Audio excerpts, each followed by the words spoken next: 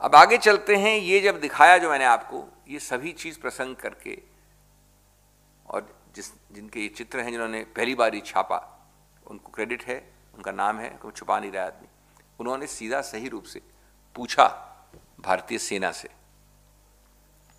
तो भारतीय सेना ने इसका सीधा नकारात्मक या नकारा नहीं, इसको इनडायरेक्ट परोक्ष रूप से मान लिया। इसका मतलब हुआ, उन्होंने कहा the location corresponding to the coordinates mention in your query lies to the north of the line of actual control in Chinese territory.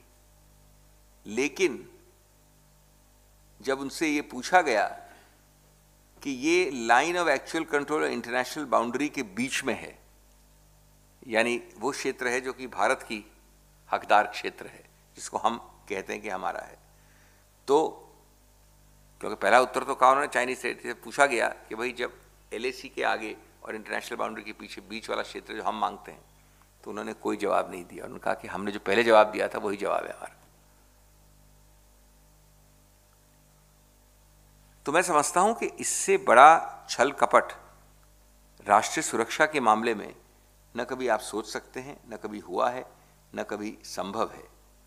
मैं आपको याद दिलाना चाहता हूं, संसद में हमारी न सुने अपनों की तो सुनिए, संसद के अंदर एक भारतीय जनता पार्टी के एमएलए जो अरुणाचल प्रदेश के हैं, सॉरी एमपी सांसद हैं, मैं माफ़ी चाहता हूं, उनका नाम है तापिर गाओ।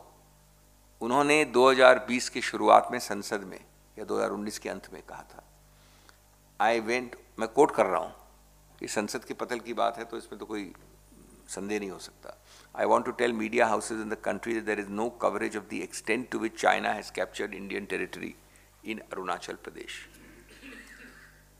मैं वापस, अभी तक कोट चल रहा है, If there is another Doklam, it will be in Arunachal Pradesh. Leh Ladakh में नहीं, अरुणाचल प्रदेश में। ये भारतीय जनता पार्टी के अरुणाचल के सांसद तापिर गाव ने संसद के पटल में कहा, 1 साल हो गया।